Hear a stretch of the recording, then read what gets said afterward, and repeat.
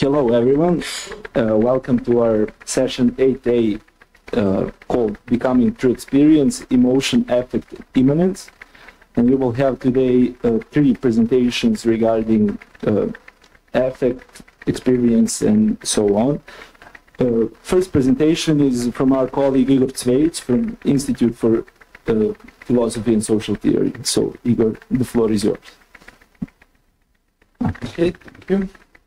My topic is transformative experience of emotions.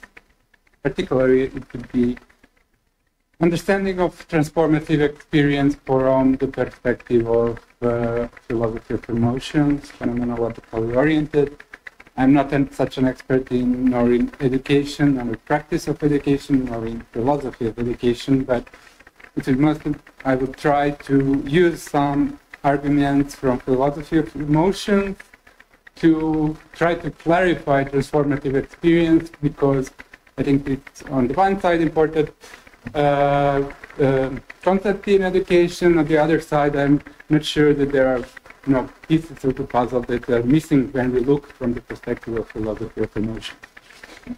So I will start with the concept of transformative learning, and it's not because I'm committed to idea of transformative learning and its individualism in some way, but because it is the best place for me to refer to a problem. So the idea of transformative learning came in some way from critical pedagogy, emphasizing idea of transformation, but in other way it's too much individualistic, and some authors criticize Zero, who is traditionally seen as a founder of this idea, to misinterpret Heidegger because we don't understand actually communicative reason. But main idea is the education is process by which we alter problematic frames of references, which include habits of mind, meaning, perspectives, assumptions, and expectations.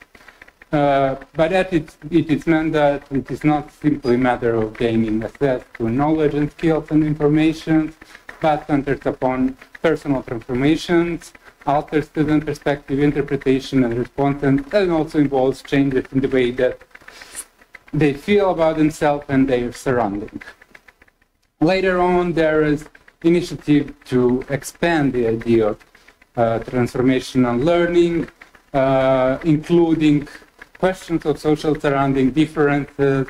So in one of the quoted here volume by O'Sullivan, the idea is that we should speak about different contexts in different contexts and different disciplines that are related to transformative learning, and that it presupposes a structural shift of our way of being in the world.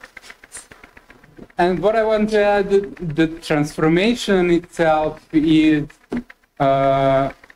sometimes non-explicitly the main topic of the education in general, at least on the plateau. Going forward, I here use the also idea of Malte Brinkmann, who is here, and you have, most of you, I presuppose, have opportunity to hear his lecture this morning about his understanding of transformation and transformative experience. But generally, the idea is that the people means an interplay between man and the world in which an experience through alienation takes place with change, man is evolved. So in general idea of education, it is also transformative experience that became central. So what's the first problem? When Zero speak about transformative learning, it is mostly coined in terms of cognition. So it's about critical reflection, metacognitive reasoning, and the passionate assumptions and beliefs. He actively states it's essentially metacognitive process of reassessing reason supporting our problematic meaning perspective. To be fair, Zero and other authors emphasize something that they recognize that this process is essentially also affective, but affects are usually seen as some kind of add-on.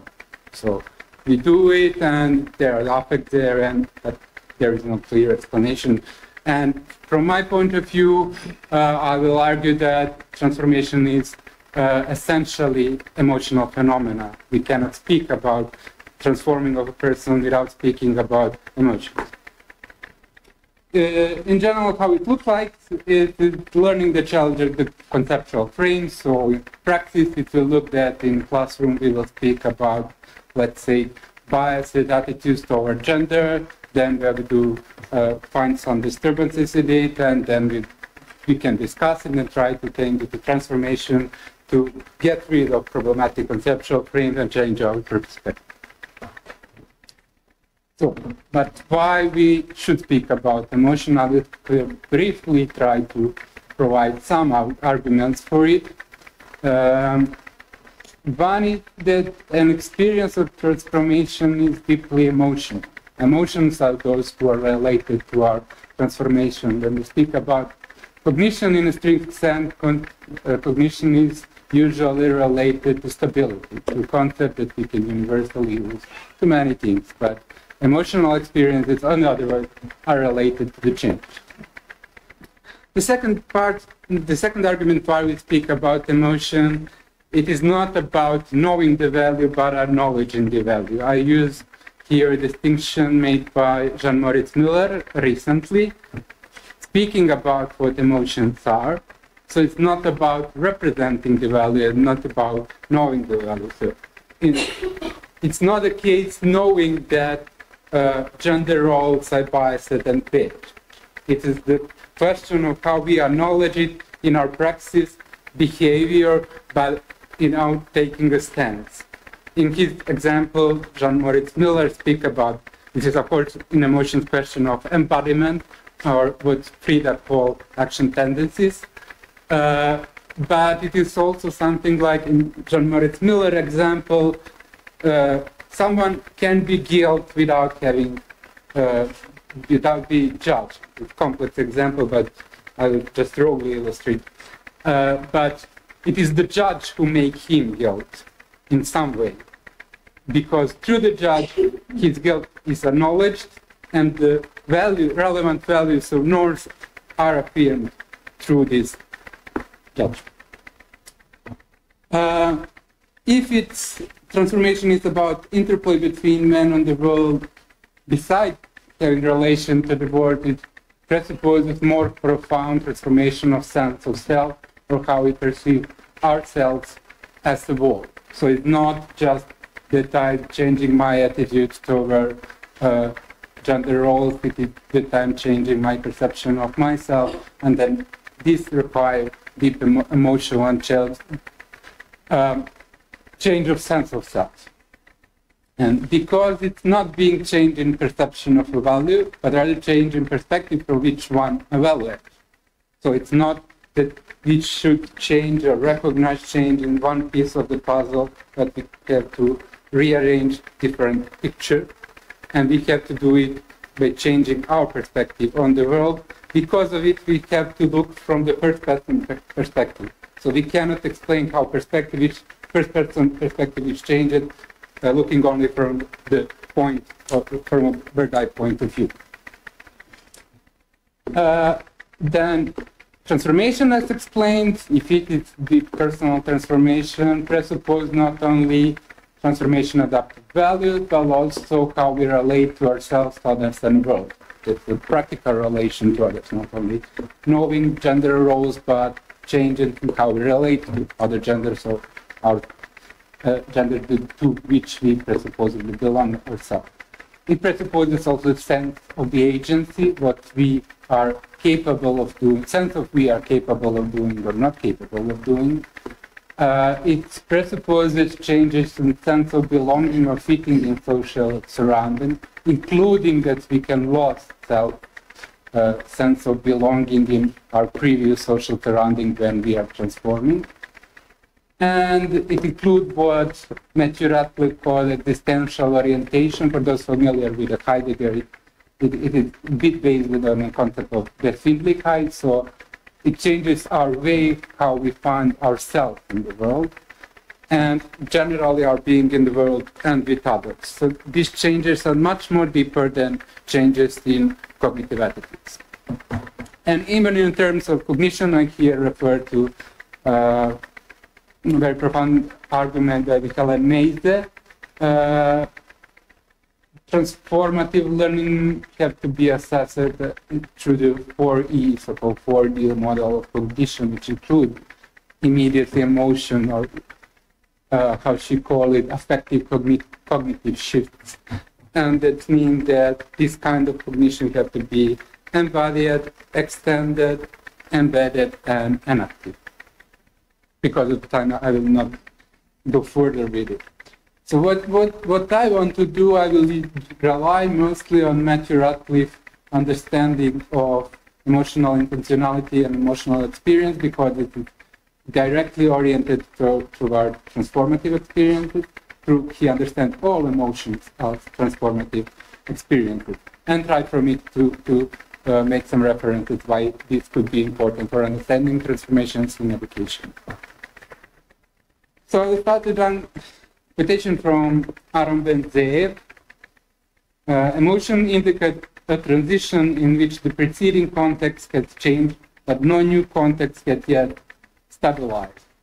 I found it important not only to picture that emotions are this kind of experiences which are over related to transitions, but also because I found that this second part of the sentence would be very important. So no new context has yet stabilized.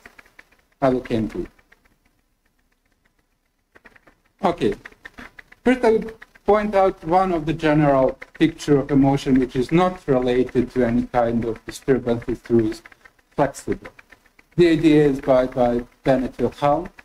The idea is that we are basically having a unified perspective on the world. That means that we have a web of connected evaluative judgment, desires, beliefs, and evaluative feeling, that is emotions, and more or less we are keeping it in some way unified. More or less mean that some of them will be incoherent, and when they are incoherent, we will try to keep this unified picture. Of course, it is flexible and it's changeable.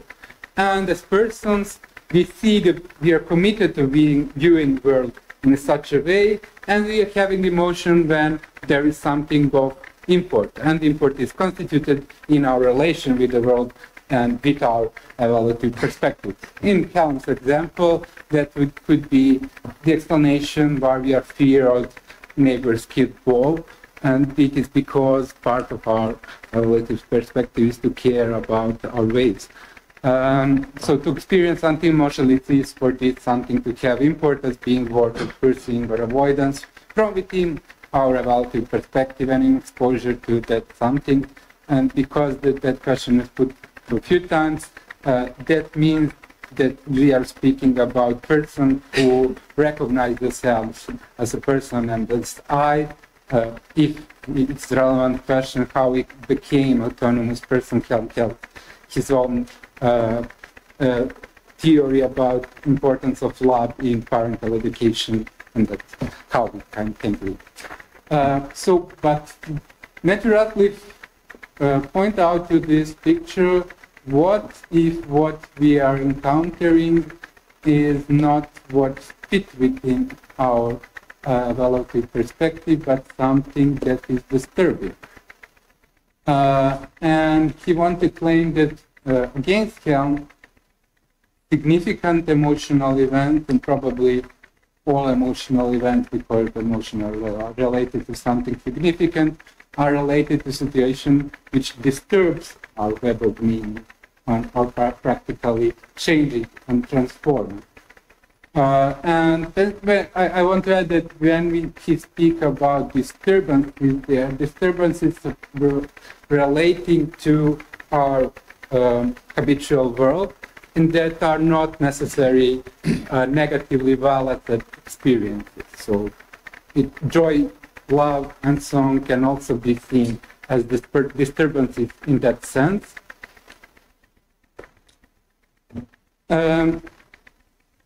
So what Matthew Ratcliffe claim about emotional intentionality is basically that once we encounter disturbance, we encounter it from our habitual world, and it has significance from it in our habitual world, but exactly this significance of what we encounter is such that it transforms our own habitual world from within which we encounter this disturbance. So emotional intentionality has a two-sided structure where the world in which we encounter the object of emotion is itself in transition, in a manner that is inextricable from how that object is experienced.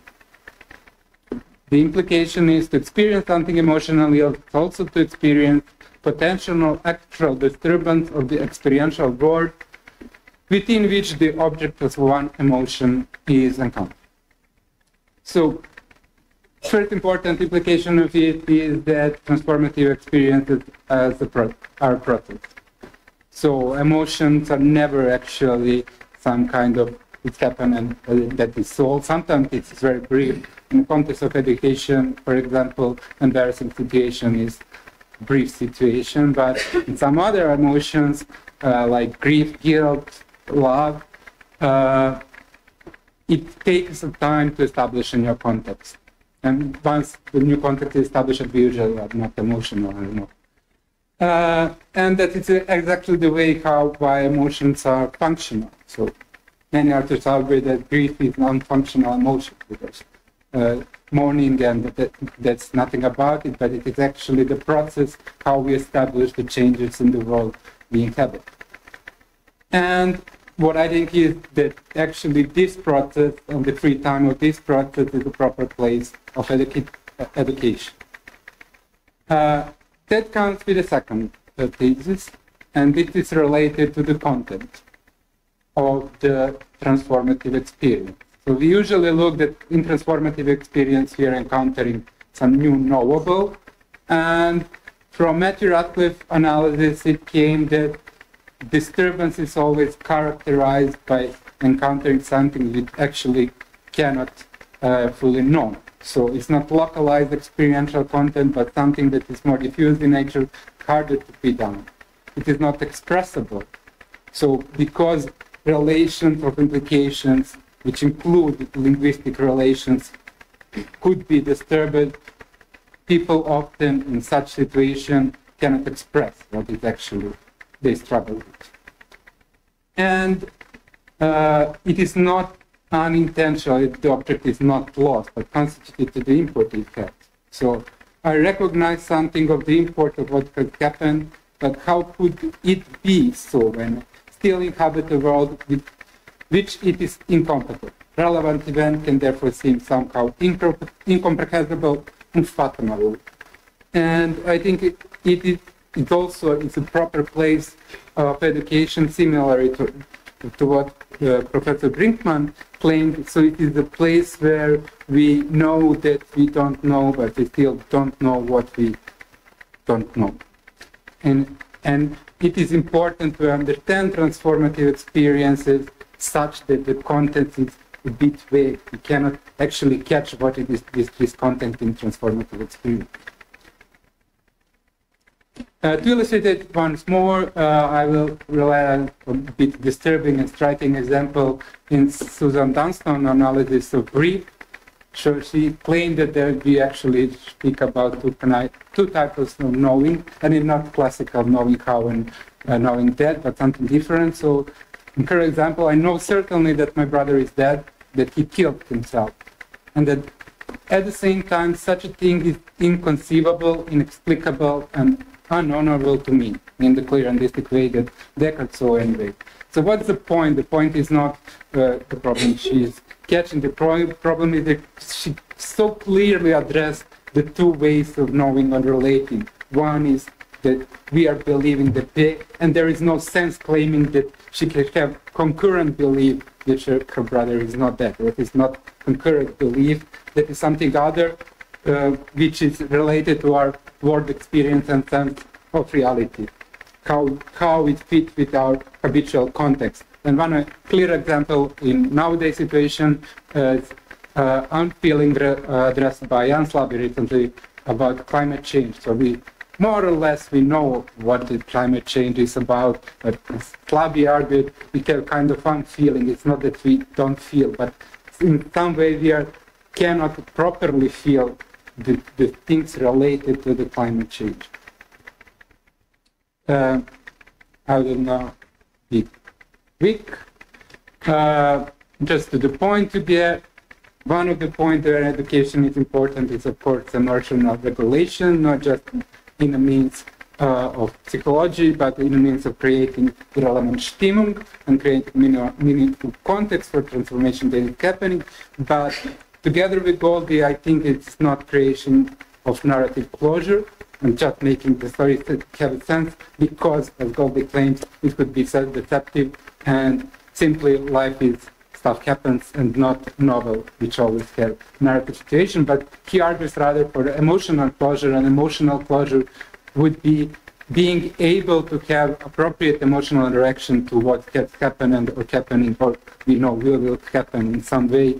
For example, learning or educating how we can have appropriate emotional reaction to climate change, even we cannot make sense of what actually. And to finish, my point also relates to Matthew Radcliffe's thesis about interpersonal scaffolding of emotion, which he explicitly affirms situations that differ from mundane situations and in which we generally relate to others. And I think it's also important in the classroom for how to handle transformative experiences, that in exceptional situations, there is actually significant disruption of this same regulative structure. And in this case, it is important not practical confidence of having faith that someone will do something, end up with something, and so on, but we speak about different kind of trust that have to be present both in a educator and educated, from educator trapped in a restructuring of another person in a way that you couldn't know in advance what will happen. And from the other side, trust of educated, in this case of disorienting structure, that it could be relied, which is existential. So in existential in a term that we don't have concrete cognitive and practical argument that this trust is actually knowable and reliable, but we are giving trust. In some cases, it could be therapeutic trust. I will finish there because of my time. Thank you.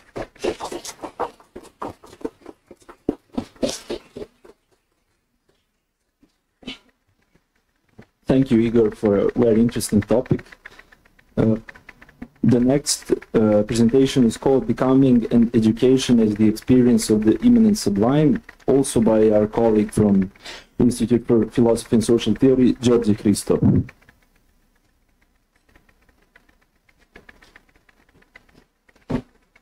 Okay, thank you.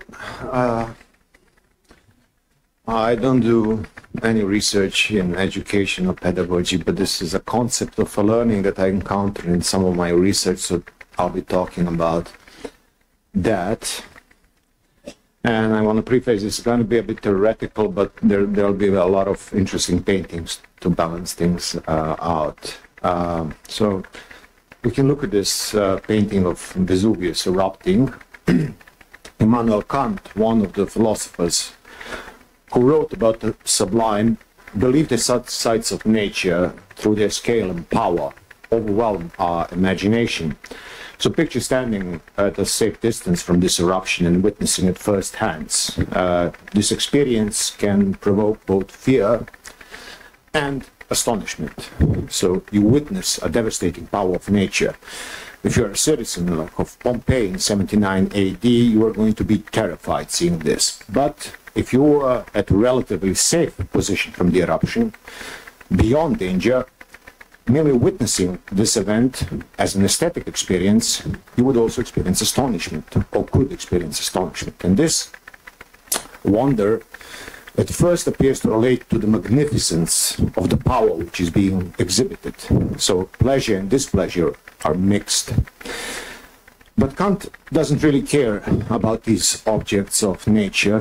His real interest lies in the experience we have when encountering natural objects of great size or great power. So the volcano and our position relative to it are just triggers for the dual feeling of pleasure and displeasure. And it is this paradoxical reaction on our part that interests Kant. And this experience is significant for him because, according to him, it touches on both our theoretical and moral capacities. So when we encounter something immense like towering mountains, our imagination struggles to comprehend this. We cannot imagine infinity. In other words, no matter how we envision it, it will always fall short of actual infinity. Thus, what we sense is displeasure or even pain as a result of imagination being stretched to its limits.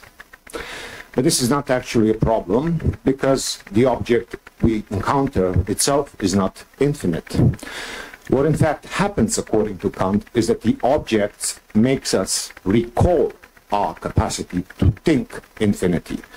So our encounter with something seemingly infinite prompts us to invoke the idea of infinity, which is what in fact does violence to our imagination. Therefore, what is sublime is not the object itself, but the mental state that it triggers, and more precisely the ideas that are invoked in our thought.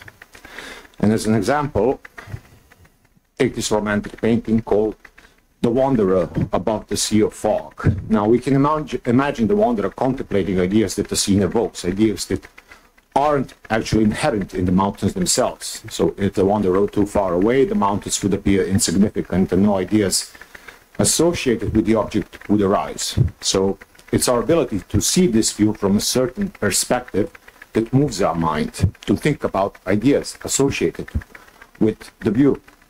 And the sublime, as Kant sees it, reveals our capacity to entertain ideas beyond natural causality. They allow us to go beyond ordinary cognition.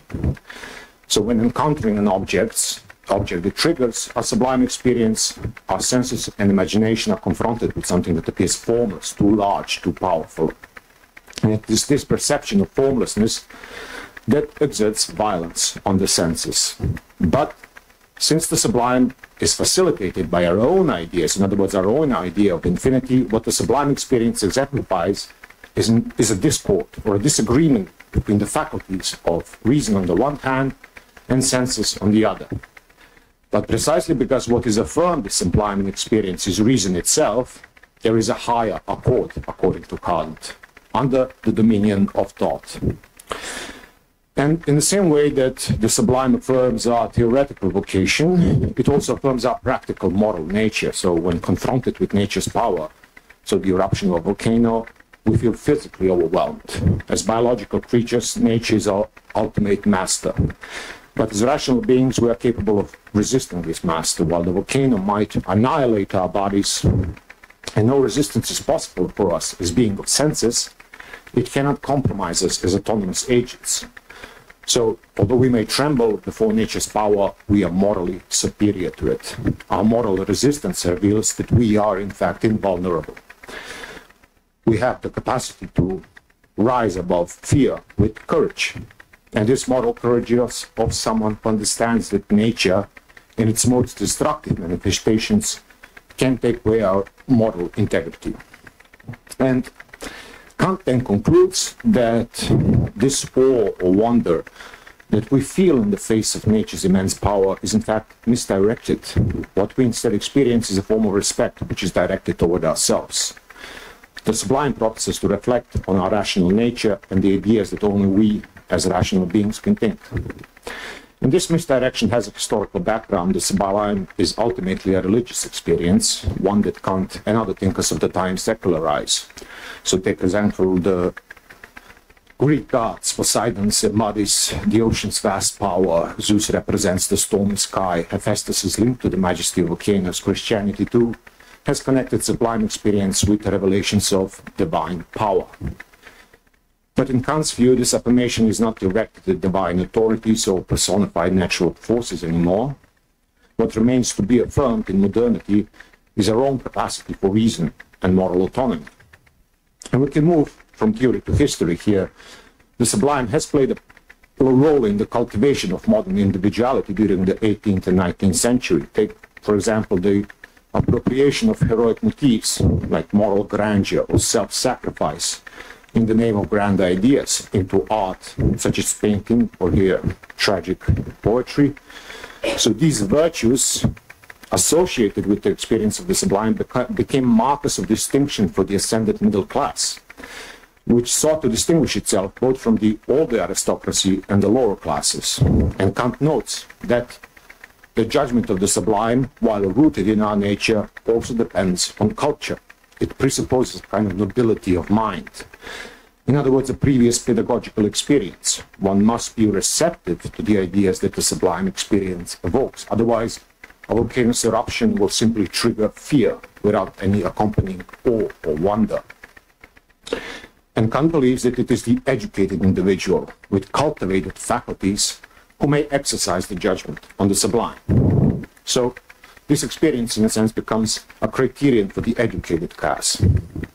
Now, Kant himself was not particularly interested in art as a facilitator of the Sublime, but like many authors of the 18th and 19th century, he did name moral law and self-sacrifice as sublime.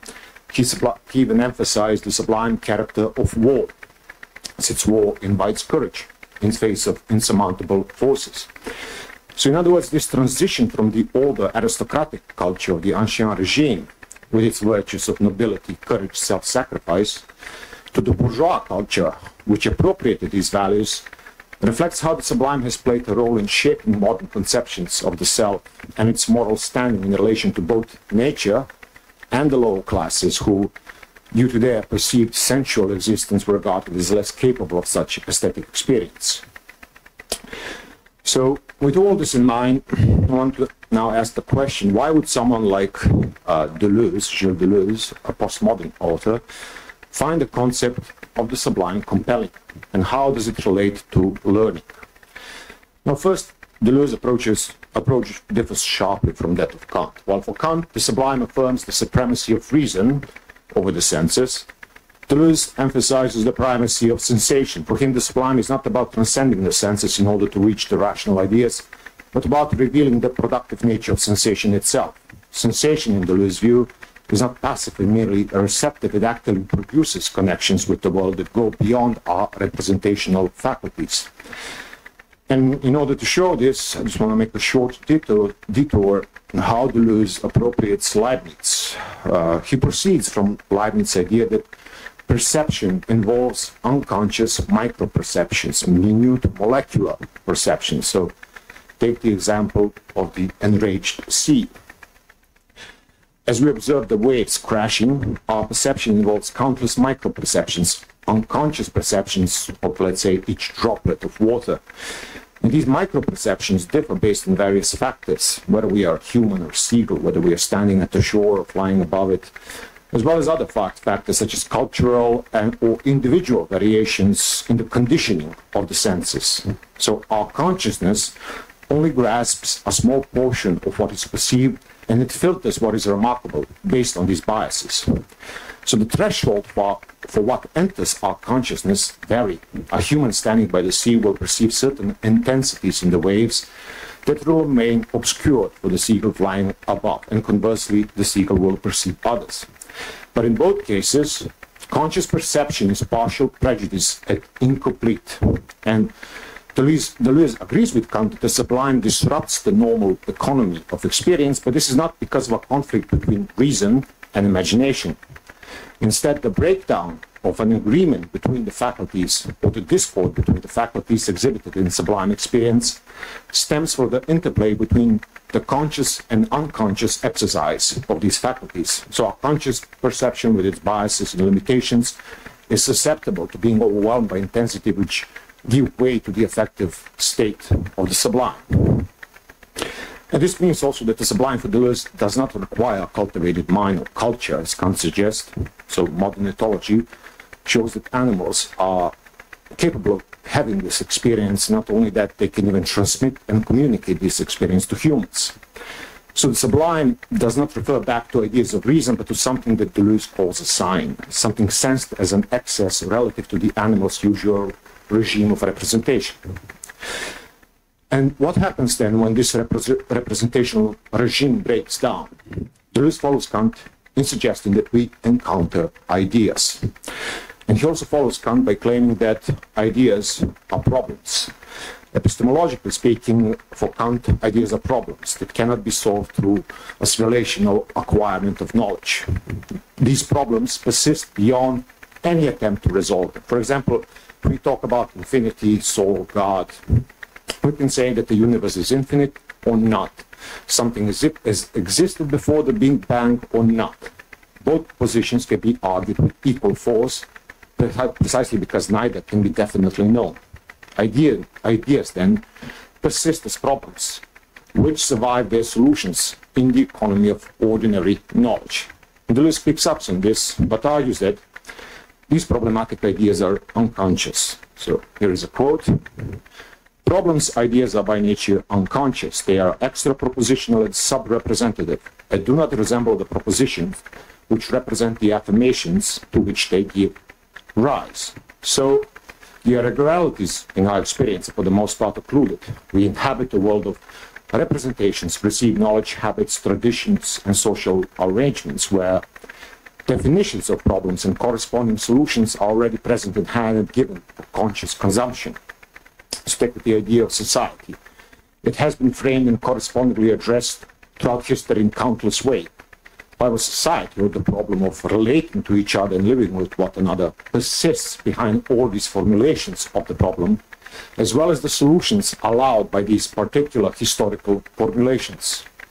And when crises or ruptures occur, we may be effectively moved in a sublime way. So ruptures lead our faculties to their limits, subjecting them to both violence but also excitement. Take example, Kant's enthusiasm, revolutionary enthusiasm, which he also associates with the sublime. Or take the breakdown of communication. Languages, sounds, gestures, symbols act as solutions to particular biological, historical, cultural, and other framing of the problem of communication. But precisely in moments of silence are we confronted with the problem, with this problem. We sometimes, when we are compelled to speak, but we sense that no expression for the non-communicable is ready at hand. So, according to Deleuze, we need catastrophes, both large and small, in order to enter the world of ideas. And this can be mundane, so like the cookie in Marcel Proust's In Search of Lost Time. So the cookie, a recognizable object of common sense, initially puts all our faculties into an agreement. Smell, taste, look, size, are possession of the concept cookie. Everything is in agreement. Yet in the novel, if you read it, one sense betrays this accord. When tasted by the narrator, he suddenly plunged into an unrecognizable, occluded past. So the cookie performs a kind of a tasteful violence in memory, awakening involuntary memory and disrupting habitual recognition. And on a larger scale again, there are revolutions where familiar things suddenly become unrecognizable and systems of representation and communication that sustain recognition break down. And as can be guessed from this, for Deleuze ideas are not just thoughts to be contemplated, they are something which is primarily sense. We constantly sense problems, and problems emerge most emphatically when their historical definitions and the range of solutions which these definitions allow for reach their limits. And this breakdown is the moment, so we come to the theme of the conference, when genuine learning for Deleuze occurs. So in Deleuze view, learning happens when catastrophes, as mentioned, large and small, historical and the most mundane, take place, that confront us with the problem in a novel way. So here's a quote from Deleuze that I hope will now make some sense. I quote, "The exploration of ideas and the elevation of each faculty to its transcendent exercise amount to the same thing. These are two aspects of an essential apprenticeship or process of learning. For on the one hand, an apprentice is someone who constitutes and occupies practical or speculative problems as such. Learning is the appropriate name for the subjective acts carried out when one is confronted with the objectivity of a problem, idea, whereas knowledge designates only the generality of concepts or the calm possession of a rule enabling solutions. So, genuine learning for Deleuze takes place in confrontation with a problem when ready-made solutions and a habituated perception often break down. So, when the idea of learning as transmission of knowledge, to put it in Kant's terms, when we trespass into the sphere of thought, this is the point when genuine learning takes place. But, while for Kant, this breakdown in common sense and the appearance of the discord initiates a higher chord that affirms our rational and moral vocation. In other words, the sublime, as Paul Guyer said, serves for Kant as a kind of apotheosis of modern individuality. For Deleuze, sublime experience is precisely what undermines this self-affirmation of the subject, placing into question our conscious sense of self and the world. In other words, learning for Deleuze is a process of desubjectification and differentiation. It is a process of an encounter with an unconscious problem which passes through differentiation into a whole set of possible solutions admitted by a historical, ecological, biological framing of a problem. And as a conclusion, let's look again at this painting by William Turner, which depicts a stormy sea. This will be an example of sublime in Kant's terms, although as mentioned, Kant is much more interested in real-life experience, which he himself did not have. But let's look at the painting instead. So Turner faces the problem of capturing the waves, but instead of using a mimetic approach, what he does is emphasizes the formlessness of the waves, which is a key feature of Sublime. So Turner, as Deleuze notes, is one of the first painters to liberate color from the confines of a delimited figure, marking a transition from classical representation to abstract painting, so like this one later. So painting had to go literally through a catastrophe by painting catastrophes, by representing the sublime, which in turn subverted classical representation itself, giving birth to color, lines, formlessness, which are, for Deleuze, the proper subjects of modern painting. And Deleuze argues that thinking should follow suit and follow a similar path. In other words, thinking should pass through a process of learning as a process of deformation of thought, which would free it from established representational forms. And he also applies this to the teacher-pupil relationship, which is not for him the transmission of ideas, but a kind of encouragement of liberation of thought's lines, paralleling Turner's liberation of color. Here's one more quotation. I quote, "The theory of problems is completely transformed and at last grounded, since we are no longer in a classic master-pupil situation where the pupil understands and follows a problem only to the extent that the master already knows the solution and provides the necessary education.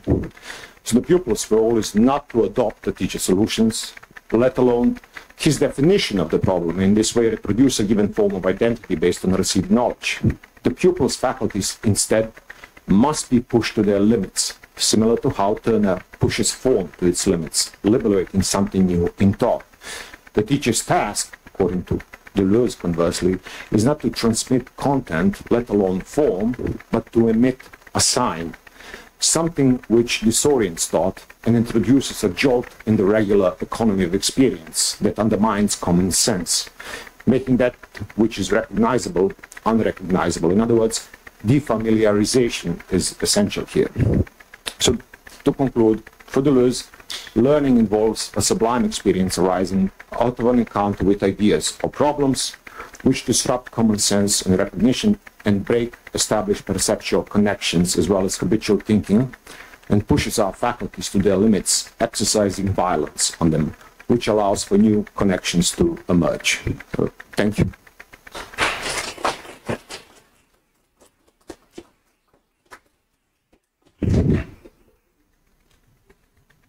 Thank you very much, Đorđe. And for the last presentation in this session, we have the friend of our laboratory, Nevena Mitranić Marinković, who works at Department of Pedagogy and Andragogy at Faculty of Philosophy, University of Belgrade.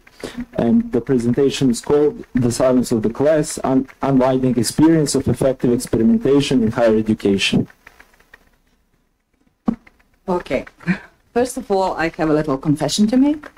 We're going to have a couple of problems with this presentation, and my hair is just one of them. We're going to have a problem with the time, because I've decided to spend 5 minutes of my time not for the talk, but for something else. And that something else actually leads us to another problem because of the space and the distance and this great desk. So I'm a bit worried how this will function, but hell with it, I'll do it anyway. So this is how we start. For the next 4 minutes, we are going to keep silent. And we are going to listen to one song. Now, what I want you to do is to relax, to listen. And while you're listening, just try to think, what is the song about? Like, what would be the story behind it? Now, important note is, don't wait for the words. Song doesn't have any. So just lean onto the melody and your imagination. Are you sitting comfortably? Then we start.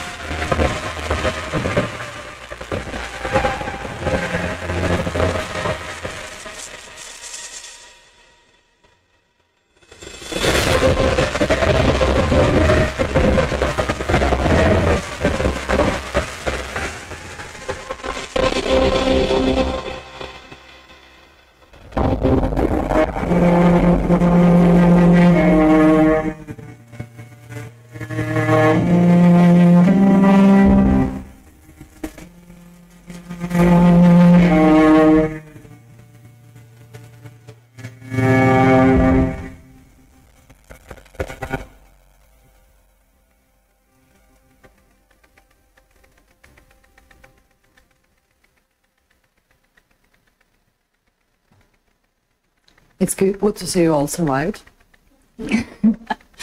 Unfortunately, we have no time to exchange if you have any stories. But when I did this partial activity with my students and with my colleagues and friends and with husband and family, I actually tested it out on a lot of people. The stories were quite amazing and quite different. Like we had a story about a herd of wild horses running through different landscapes and then through grand and turbulent waterfall and emerging on the other side of light. We had a story about violent and tragical colonization of a distant planet in another universe. We had a story about two tribes which were kind of in a war and fighting on a beach, and then tsunami arrived and swept them all off, and that's more or less it for them. And it's interesting that we had a couple of stories about the struggle to find yourself, to realize who you are. And although all these stories are quite different, you can maybe notice that there's something same about all of them. They are all stories about some sort of struggle, some sort of fight, some sort of grasping, and with this small scent of sadness or uncertainty at the end. But of course, they are created around the same song, but if you thought a bit better about it, a song doesn't actually tell us anything, doesn't it? But just by the way how the tones are arranged and the melody is composed and the rhythm of it and instruments of it, we kind of get the same intensity that we all perceive. Now, we interpret it differently, we might feel about it differently, but it's something that we all kind of share. And that might be banalized, but the easiest way for me to explain what I'm talking about when I say affect. And I'm leaning here on contemporary theories of affect, which make this distinction and say that affect is not the same as a personal feeling, but it is the question of intensity of relations created through the different forces which exist in one situation. Or to say it more simply, it would be the question of atmosphere or vibe of certain situation. Now, why it is not the same as a personal feeling? We can see this by the song, and let's just keep it simple and say that the song is intensity. Intensity was the same. We all perceived the same thing. Now, we don't feel the same about it. Some might feel quite empowered by this sort of song, some might feel scared, some might feel saddened, and we will give it different meanings, and by that meanings we will act in different manners. But without this intensity in the beginning, which was the same, there wouldn't be the feeling and wouldn't be the actions after. And one quite popular definition in this theoretical field is that the affect is brings us to the capacity to affect and to be affected. So it is something which shapes our capacities of doing something and what we can withstand in certain situations. And that might be quite understandable why it becomes a bit popular in the field of educational research, because if affect is something that shapes our capacities to do something and to be something, to the ways in which we participate in the different communities or practices and in the world, then of course it would have some pedagogical meaning. And in the field of educational research, let's keep it simple again. We can say that we have like two directions of possible research of affect in educational settings. One would be the most dominant, to research the ways in which affect functions in the dominant contemporary educational practices. So, for example, if we take the most rigid, most orthodox classroom, let's see what's happening on the affective field, how it shapes our experience of education. But other direction was something that is more interesting for me, and that is the question of possibilities for affect modulation. Can we actually do something to reshape this affective field in educational settings? And if we can do that, what does it bring us, and does it have any sort of pedagogical importance? Like, for example, this activity with the song. If we all went to the concert of some symphonic orchestra and we would sit just like we're sitting now next to each other and in silence listening to the same song, it wouldn't be the same as when we do it here. Like, if you take a look, you are sitting silently right now next to each other and listening to me talking, but it is not the same as when you sit in silence and listen to the song. It has some different sort of tension, different sort of almost unpleasantness, different sort of exposure, and that's kind of stunts that I'm interested in doing.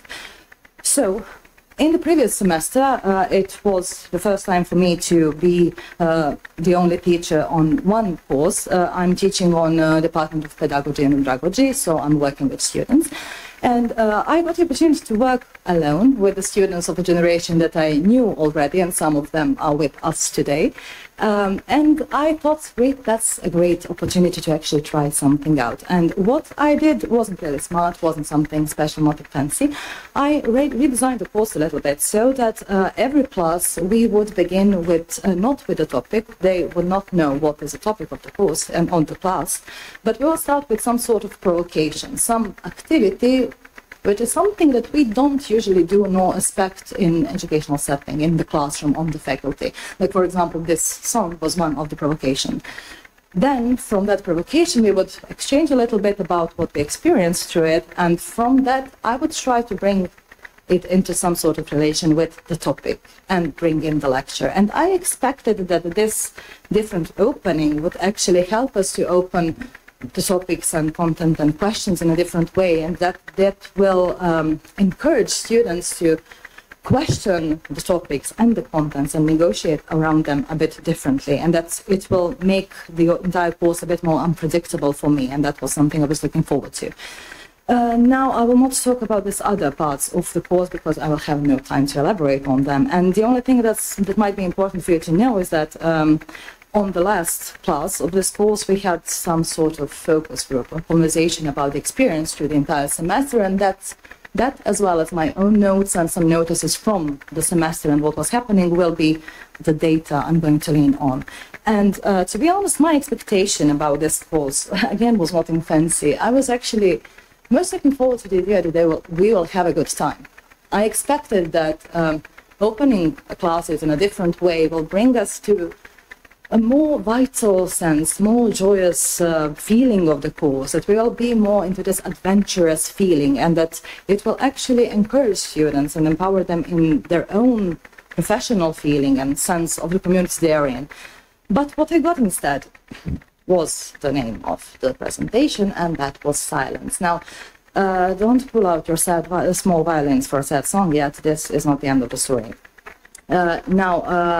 When I started to prepare this presentation, I actually started to elaborate more on the question of silence, and it is theoretically quite interesting to analyze the entire course through what happened with different silences, but we will not have time for that, so I will keep it on a very small amount of silences that happened. And one of the silences are the very provocations. Now, you could see that they are not silent in the sense that they have no sound, but in the sense of silence of the words. None of the provocations was verbally important. Whatever students done, words were not important. What was important was the atmosphere that was building and ways that we move and the ways in which we engage to each other. And I was quite surprised to see that almost all provocations functioned much better than I could hope for.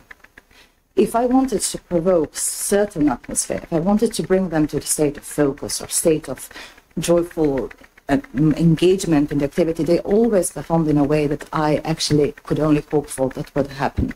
And through their actions, I could see that they were really engaged. But when we got to the point that we should verbalize around it and that we should exchange about the experience and bring in the lecture and the topic, they became totally silent. And what was awkward here was that the specific generation of students is not the silent one. They often ask a lot. They want to know explanations, want to know the examples. They question your own opinions, your theories that you bring into, and that was something that I was really looking forward to. So when they became silent, I got completely lost, and I thought, like, this is not going to end up well. And I tried to encourage them to tell me what's wrong. So I always ask, am I doing something wrong? And the only thing that I got was that nothing's wrong, they just don't know what to say. And that brought further to silence of the teacher. That was the only course on which almost every class, almost through the entire time I was sitting, as if I tried to make myself small as possible and to make my voice the quietest possible, just to make this large space for them in hope that they will jump into it and fill it somehow. But that didn't function as well. And from class to class, I didn't change anything. I'm quite stubborn when I decide to do something. So every time the provocations functioned great. And after them, we got completely lost.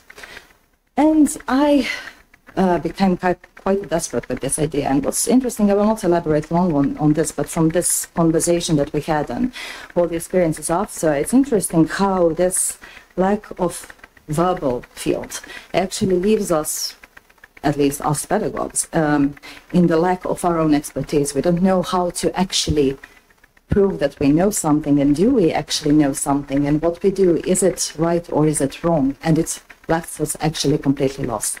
And as I said, I was desperate, and I was thinking about leaving it all behind till the point when we arrived to the final class, which I actually prepared for a couple of months, but I was ready to give up, but I didn't. And that was the good thing, because what proved is that that last class actually changed the entire story. Because what I got from the students, both through the conversation and through what happened on the last class, was completely different than the picture that I had through the entire semester. Because what they pointed out was that their experience of the course brought certain sense of joy. They were looking forward to Monday's morning when our class was being held. They were feeling relaxed. Some of them said that they were feeling very secure. And what actually struck me most was that a certain number of students said that was the first time that they actually felt as if we are doing something together. Now, this is final semester, on the final year of studies, and I know that from the first year they have a lot of joint tasks, they work in groups quite a lot. But that was the first time that we felt we are doing something together. And it leaves me wondering, does it have anything to do with the fact that we were all completely lost in the process, and that we really had to keep to each other so that we can survive till the end of it? And what's interesting is that I kind of got what I wanted, and that was this vitality of the course. Not in a way in which I wanted it, but through the entire semester, I thought that when we come to the exams period, I will have to be very, very gentle, because they will not understand a thing. But what actually happened was that this generation was better than the generations before. Not because they knew more, but because most students answered from the heart. They were answering through their own words, through their own connections, through their own relations they make to the examples from the class, not just from the literature, but from what they see in practice and how they interpret it. And a couple of students actually decided to continue to work on the topic of the course for their further studies, but a couple of them actually go in a different field. But they asked, could they try to do something like what we did on the course, but in a different context? So we still don't kind of know what we did, but we want to keep on doing it and to keep being part of that experience. And that reminded me of a quote that I actually like a lot and use quite often, just that I didn't remember it through the entire semester. And that is that the problem is no longer getting people to express themselves, but providing little gaps of solitude and silence in which they might eventually find something to say. What a relief to have nothing to say, the right to say nothing, because only then is there a chance of framing the rare or even rarer thing that might be worth saying. And what I'm thinking of for further is, I don't claim that the silence was the cause of what happened, but I do think it was a precondition. And I already mentioned that I started to kind of theoretically elaborate on what silence actually is and how silence actually functions as an affect, as a state. It is explained in theory, but I still have to write my paper, so we will read about it later. It is stated that the silence is this pure sense of transition of some sort. And what interests me for further students, they are also there, so I'm looking at them, is how to make this silence workable. So not to make it as a method, but I would like to keep this intensity which silence brings us, but how do we elaborate further on that without introducing the words so quickly? How to get to understanding things in a way which is not so verbal but more performative. And I actually was in my time. That would be it.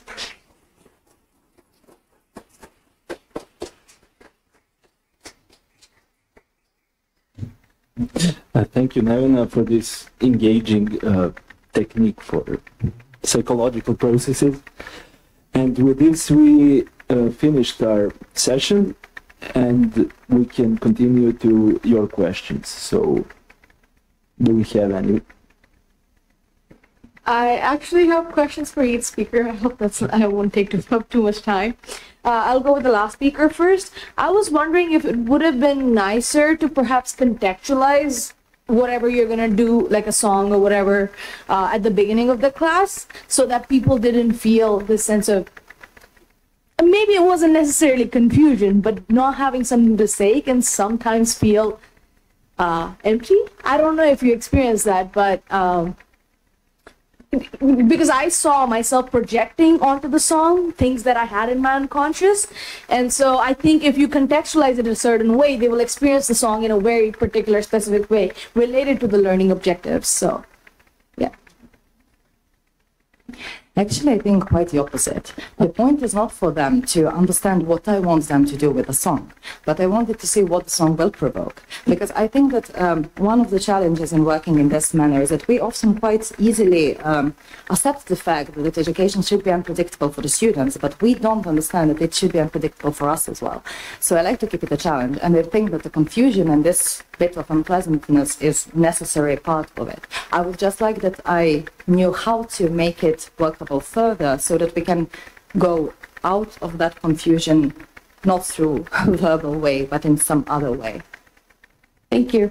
And I have a question for the second speaker. You said something about defamiliarization that reminded me of this concept of jamais vu, which is, it's the opposite of deja vu, where you find something to be familiar. And I feel like whenever I've experienced that, I've felt so bewildered and confused, which has never quite felt like the Sublime. I feel like when I experience the Sublime, it's always, there's some kind of destabilization, but it feels like an understanding, maybe some intuitive understanding I can't explain. So how do you think defamiliarization necessarily facilitates this connection to the Sublime?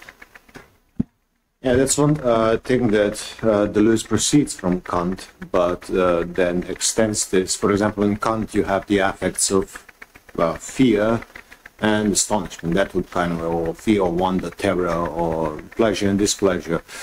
Deleuze then takes this kind of basic idea of the sublime, but he's not that restrictive in the range of affects that can be combined, let's say. So you could say on the basic level it can be pleasure and displeasure, but it doesn't really have to be the fear plus wonder, for example, which kind of the classical sublime mixture of pleasure and displeasure, but there is a sense of negative and, well, let's say, joyous and saddening affects, to put it in Spinozian terms, or negative or positive feelings, if you like, which are not restricted then really to these two. So he just takes this as a starting point and then runs with it. But the essential element is that there is this kind of a dual, there is a sense of pleasure and displeasure, or reverse, displeasure and pleasure, however you want to frame it. Yeah. Thank you so much. And the question for the first speaker, you said something about transformative learning technically focusing more on cognition, and it seems to me, from my understanding of what I got, they focus a lot on epistemic emotions, and the process of transformation usually involves a kind of cognitive restructuring that wouldn't happen without the kind of arousal of tension, which is affective and emotional in the first place. So I'm just curious, what motivated you to say that that field of education in terms of transformative learning is focused more on cognition and less on affects? So to be clear, I'm not expert on transformative learning. I know something. My foremost, where I rely on this is text for Michel Maese, who analyze it, and also that Mezirov himself clearly speak about cognition. And as Alta said, after Mezirov they emphasize emotions, and Mezirov himself in some work later, but usually it's a kind of add-on as far as I understood. So what I wanted to try is just to put some understanding of transformation from the perspective of philosophy of emotion. I'm not such an expert to claim that there are no good authors inside the transformative learning who actually claim. And I just want to emphasize that it started, and as far as I know, it never put it import. I know that it starts with disorientation dilemma that includes emotion, but I don't know that someone clearly addressed the emotional experience as such. Thanks for the clarification. Professor Brinkman, you wanted to ask? Yes, thank you very much. I was really thrilled about your presentation on the Sublime, the Erhabene.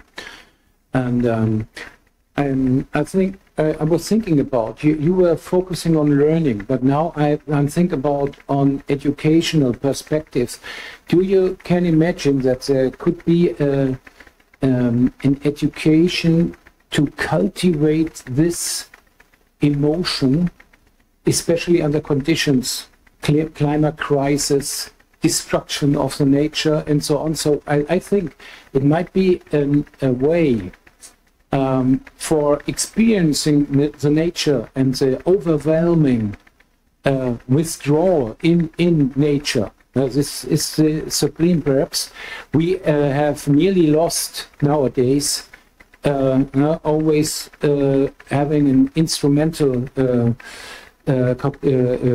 notion of the nature. So perhaps this might be a perspective as well. I don't know. So that's the first question. And to Mezirov and transformative learning, I'm very d'accord with this. The critique of this cognitive approach, but I thought when you took up this notion of regulation of emotions, this is a cognitive approach, a psychological approach too. So perhaps we can think it in another way around. Can you imagine that there might be an educational perspective concerning cultivating emotions, fostering emotions like love, empathy, or something like that? This is not regulating emotions, it's the other way around, to build them up somehow. And when this perspective is, we have in phenomenology a lot of research on this, so how we can foster, encourage emotional connections to each other, to oneself, feeling oneself in embodiment or in empathy perspective. So this is not regulation, this is perhaps building up the... so what about this perspective? Yeah, I find it's a very interesting question. I'm not, for example, Frederick Jameson, he has the idea that nature is the object of the sublime. That is the thing of the past. What we now have today is technology. You have these massive buildings with skyscrapers, the technological, the incomprehensible network of information. So technology, in a sense, has taken over this primary. It's the primary reference now for sublimity, where we go to get awed, to get wonderment, to get, the latest technological miracle. So nature has lost, according to him, this effect that it had. But that's an interesting question, if it can be recaptured, and then even if it is, if nature in some sense becomes part of some educational project that would cultivate such emotion. I mean, when you mentioned climate change, maybe that, maybe precisely to this presentation of the destructive forces which now come back, we could, but I doubt it, because that's also seen through the lens of technological, the idea of technological mastering, the idea of technological overcoming of problems.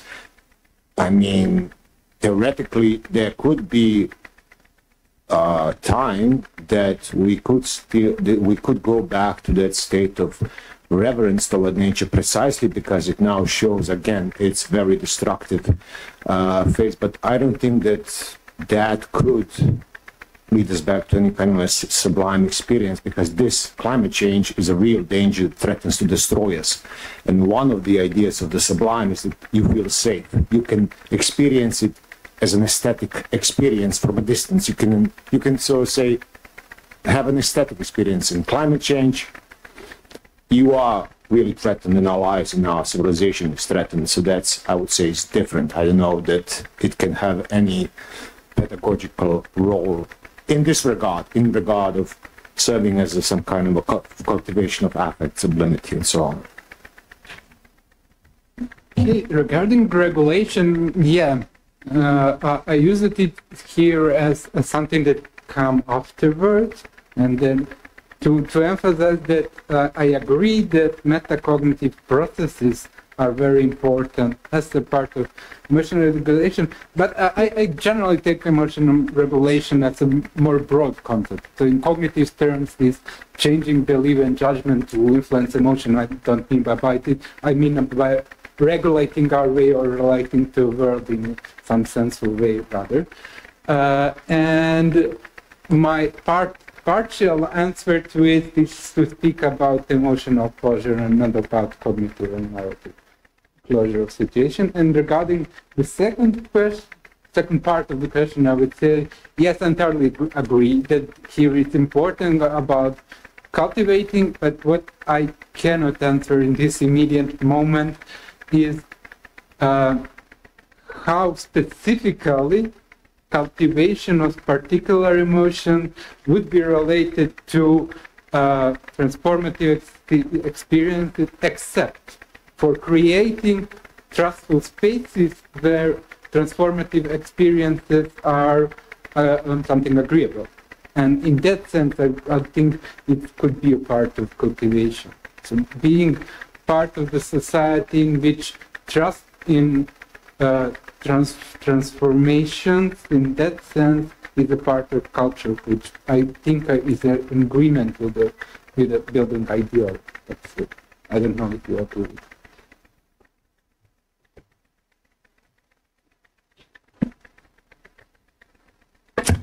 Thanks a lot. I have a question for you, Igor, about in the definition you started with from Mezirow, it talks about problematic. And it looks like transformation is to get from something problematic to something that is right. But I don't see in the whole account where that distinction emerges. So it looks like it all depends on someone still deciding what is a problematic state and what is an unproblematic state or a better state. Because I was constantly thinking of Andrew Tate, who goes deep into the emotions of young boys, and there was news that in Australia 25% of teenagers is totally convinced that this is the right way to go, and female teachers leaving the job because they say the classroom is impossible. So there is a strong transformation there, which you can say a very problematic one. So I'm curious, is there within your theorizing a possibility for a criterion, or does someone from the outside need to say we should transform in that direction and not in that direction? I entirely agree with you. So my points here are entirely, let's say, descriptive. So I didn't want to argue which transformation is good, which is bad, how we came to it.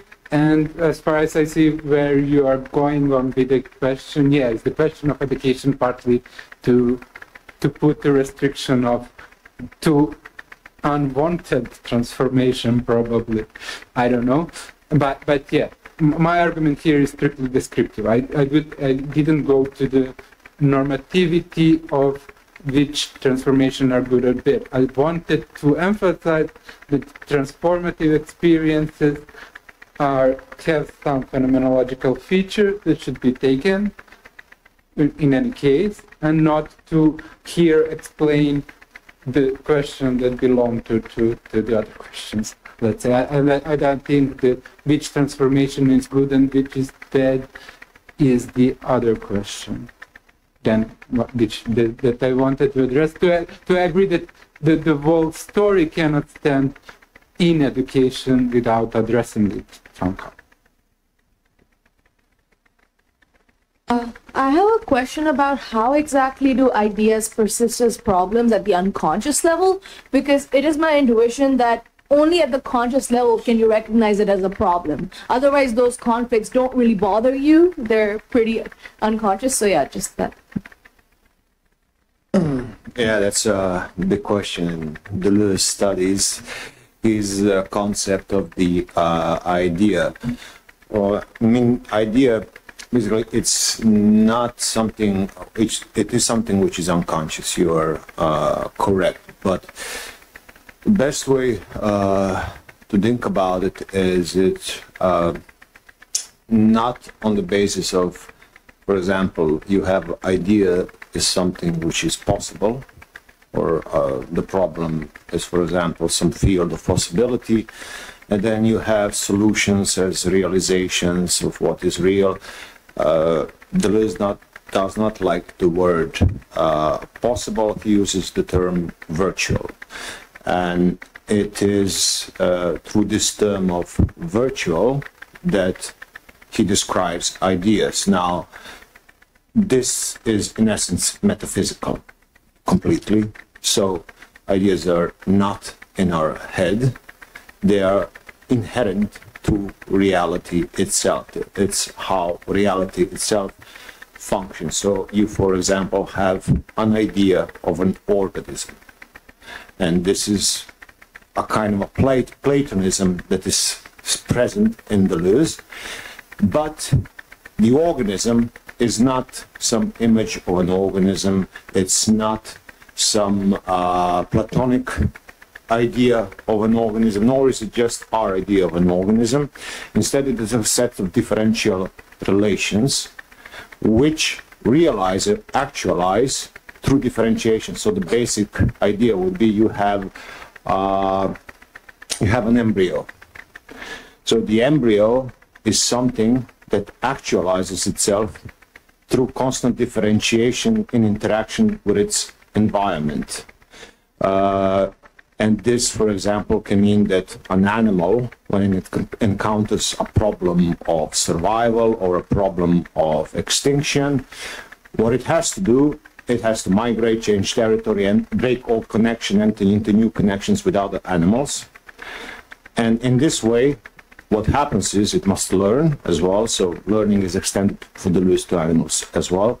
It must learn new behaviors, and in this way, it will become something else. It will become different animals. So you did not have an idea as an idea of something, and then you have in reality a corresponding real, which is instead an idea is something completely different. It doesn't resemble at all that which it gives rise to. So when you become conscious of the problem, you're very far away already from the idea. You already have a particular historical, biological, ecological framing of a problem, which is already a limitation. So a problem is not this, a consciousness of a problem is already a kind of a limitation. So in essence, it's a metaphysic. Deleuze is one of the, let's say, he was proud to call himself a metaphysician in the style of world philosophers. He doesn't believe in all that end of metaphysics. So it's a metaphysical idea, and it draws a lot of molecular biology and quantum physics. These are, in a sense, a kind of a metaphysics updated through the knowledge of contemporary science. So I don't know if that answers your question. Just a quick clarification. So are you trying to say that reality in itself is paradoxical, and when we get conscious of that reality, we kind of aren't able to see the truth of that reality? I'm not exactly sure. Yeah, paradoxical in the sense of it's problematical, let's say it like that. The nature of reality is problematical. It's not something only in our head. It is what when we perceive that reality itself is problematical. That's it. We have time for a couple of more questions. I have a question for my colleague Nevena. How come that when you speak of teacher intervention, you use the term provocation, as clearly you're talking about an affect? And as I am aware, the theories that use the term provocation are, at least as I am aware, are mostly about the cognitive experience. Actually, the term provocation, I didn't rely to certain theories for it. To be honest, I took it from our practice of early childhood education, because I'm dominantly working in early childhood education field as my research field. And we have this term of provocation for provoking the sense of wonder mostly, because we mostly start with early childhood children. We start by provoking the sense of wonder so that we can engage in further research. So I just took it from what I already knew, and I didn't actually thought a lot about it. But maybe it is good to rethink it. But I wouldn't really point it just to the cognitive provocation. Different things can be provoked from you.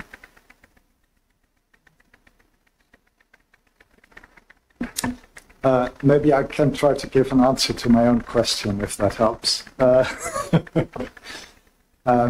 it connects, Nevena, to your presentation as well, because if the question of the right transformation or the desirable transformation is not inside of theorizing transformation, then the question is where can it occur from? And again, that's a practical question. It's about what kind of educational practices can do something there.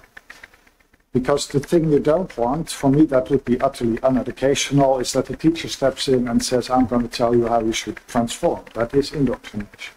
But what I like about what silence does is that it begins to stretch time and I would say creates the possibility for uncertainty. And I think that is one way to begin to open the question. So who should actually be making a judgment here about in which direction it should go? So I think there is something about silence that can raise that question also with students, rather than to say the teacher always needs to end up as the authority figure with the right answer or with the correct direction. But I'm curious how you think about that in terms of sort of the dynamics of silence. What I like is that it puts an interesting pressure on everyone in the room. Well, thank you for the comment. I think that, yes, at this certain point, I can just say that it really does put a pressure. And I don't think that silence is like the best and the only way, but for this moment, and maybe just for my practice, but I think that a lot of teachers share this practice, we do rely quite a lot on words. And just when you pull the words away from us, it really brings us into this field of uncertainty. And that's what I said in the end. I would like to see how we can actually work with silence and in silence in a different way. I wouldn't like for things to just stay in, we are silent and we don't know what to do. But I would like for us to actually try to work on some different ways of knowing things, so that we can actually elaborate something in that silence. But I would like to keep that pressure of things, and I think that it actually brought us more into relation that we have to lean on each other. And I think that it brought students as well in that point of feeling better with uncertainty, because none of them knows what's happening, and I also don't know what to do. And I think that's what makes that sense of togetherness. Maybe we did discuss a lot, especially today, about this negative experiences and problematic experiences, but I think that this sense of safety was something that is also important in them, and maybe silence brings something for it as well.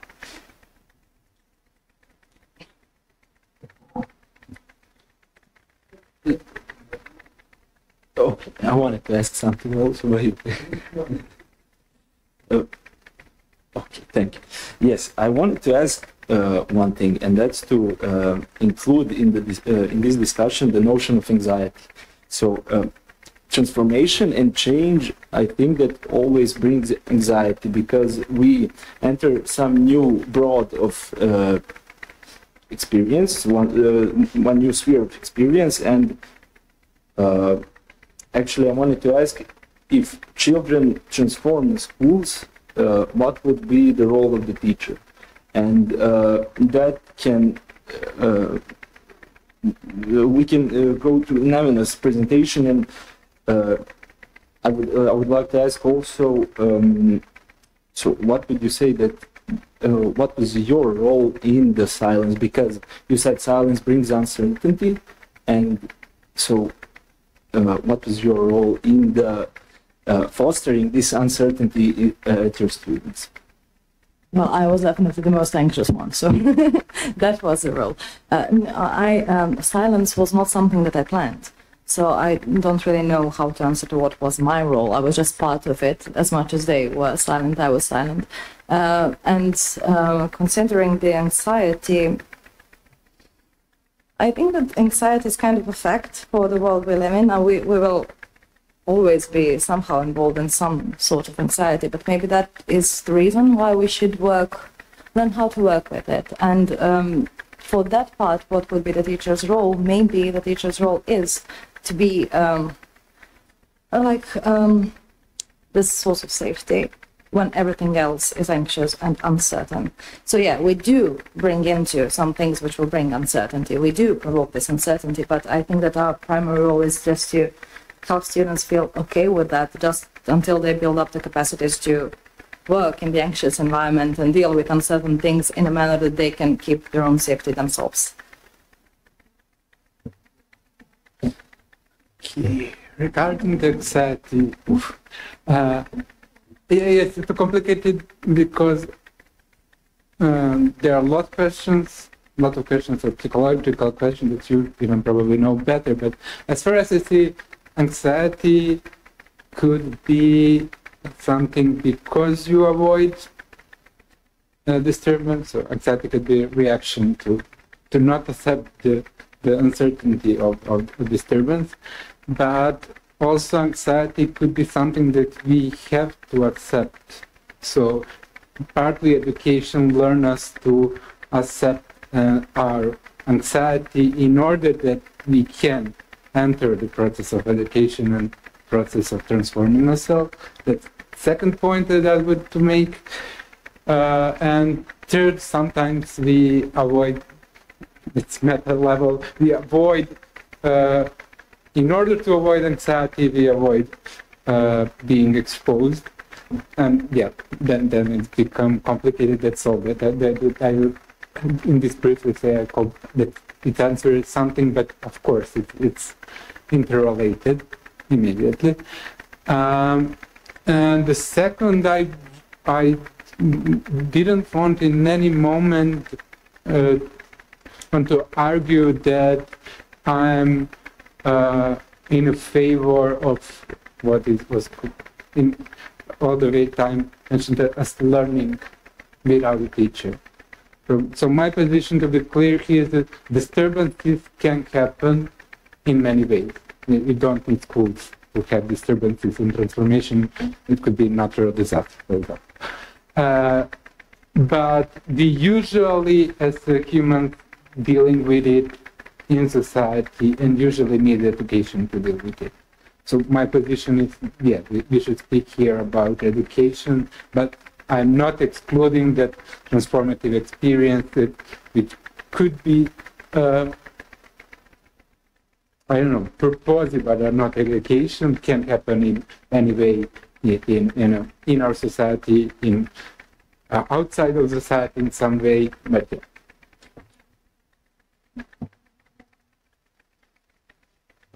So we can continue on the coffee break. Thank you. Thanks to our presenters and thanks to the audience.